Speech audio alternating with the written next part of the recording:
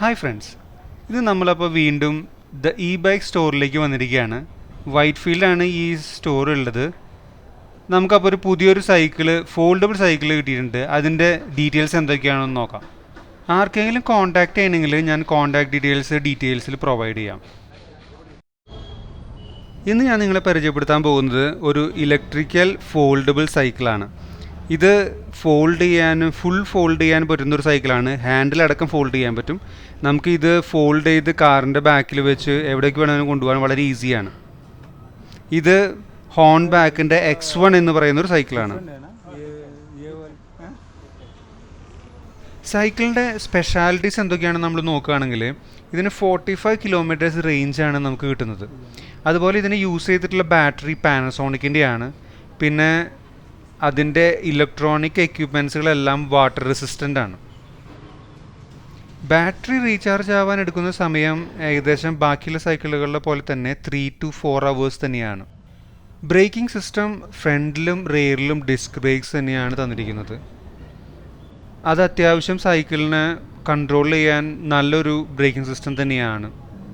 Normal ഈ സൈക്കിളുകൾക്കുള്ള പോലെ ഒരു ഡിസ്പ്ലേ യൂണിറ്റും സ്റ്റാർട്ട് ചെയ്യാൻ വേണ്ടിയിട്ട് ഒരു കീ ഓപ്ഷനും ഈ സൈക്കിളിനുണ്ട്.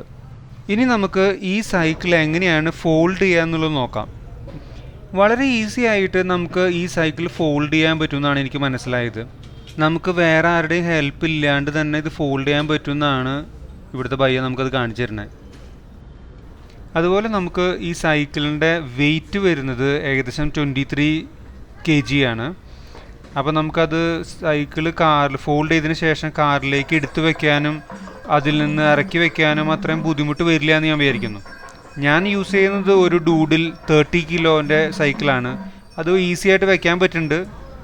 അതുപോലെ തന്നെ കുറച്ചും കൂടി എളുപ്പമായിരിക്കും ഈ 23 kg എന്ന് വിചാരിക്കുന്നു.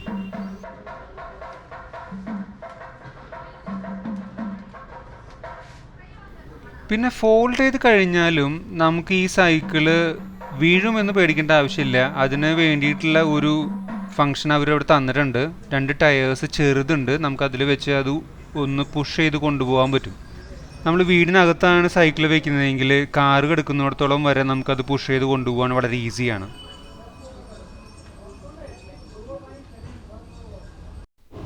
അതുപോലെ സൈക്കിളിൻ്റെ സ്പെസിഫിക്കേഷൻസിനെ കുറിച്ചും അതിൻ്റെ വെബ്സൈറ്റിൻ്റെ ഡീറ്റെയിൽസ് എല്ലാ ഡീറ്റെയിൽസുകളും അടങ്ങുന്ന ഒരു കാർഡ് സൈക്കിളിൻ്റെ കൂടെ തന്നെ വരുന്നുണ്ട്. അതാണ് നമ്മളിപ്പോൾ കാണുന്നത്. QR കോഡൊക്കെ ഉണ്ട്. അതിൽ നമുക്ക് സ്കാൻ ചെയ്ത് കഴിഞ്ഞാൽ നമുക്ക് അതിൻ്റെ ഡീറ്റെയിൽസുകൾ കിട്ടുന്നതായിരിക്കും.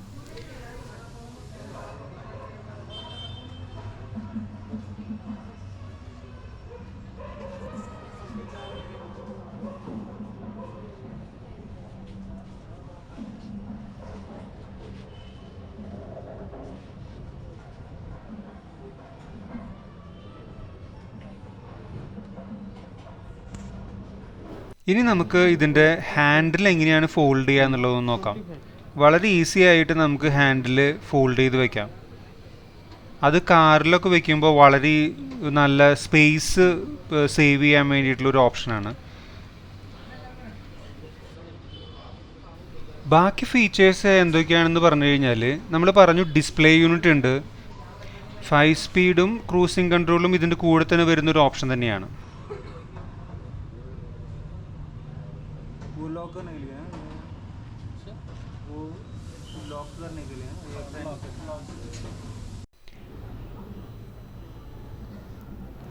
നൈറ്റ് ട്രാവൽ ചെയ്യുകയാണെങ്കിൽ ഇതിന് ഹെഡ് ലാമ്പ് അവൈലബിൾ ആണ്. അതൊരു പ്രൊജക്ടർ ലാമ്പ് പോലത്തെ ഹെഡ് ലാമ്പാണ് ഇതിന് പ്രൊവൈഡ് ചെയ്തിട്ടുള്ളത്. അത് കൂടുതൽ ബ്രൈറ്റ്നെസ് ലൈറ്റിന് കിട്ടുന്നു എന്ന് ഞാൻ വിചാരിക്കുന്നു. പിന്നെ ഷിമാനോൻ്റെ ഗിയർ സിസ്റ്റമാണ് ഇതിൽ യൂസ് ചെയ്തിട്ടുള്ളത്.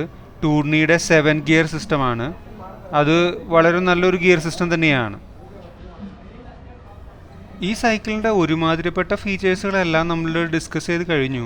ഇനി എന്തെങ്കിലും അറിയണമെന്നുണ്ടെങ്കിൽ നിങ്ങൾക്ക് കമൻറ്റ് ചെയ്ത് കഴിഞ്ഞാൽ ഞാനത് ചോദിച്ച് മനസ്സിലാക്കിയിട്ട് അതിനെക്കുറിച്ചുള്ള റിപ്ലൈ തരുന്നതായിരിക്കും.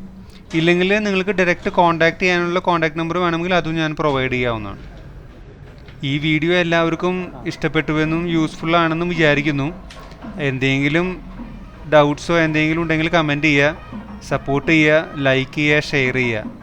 നിങ്ങളുടെ ഓരോരുത്തരുടെ സപ്പോർട്ടാണ് നമ്മുടെ ഓരോ വീഡിയോയുടെയും മുൻപോട്ട് പോക്ക്. അപ്പോൾ ഈ വീഡിയോ ഞാനിവിടെ വൈൻഡപ്പ് ചെയ്യാണ്. നിങ്ങളുടെ എല്ലാവരുടെയും സപ്പോർട്ട് പ്രതീക്ഷിക്കുന്നു. Thank you. അപ്പോൾ അടുത്ത വീഡിയോയിൽ കാണാം.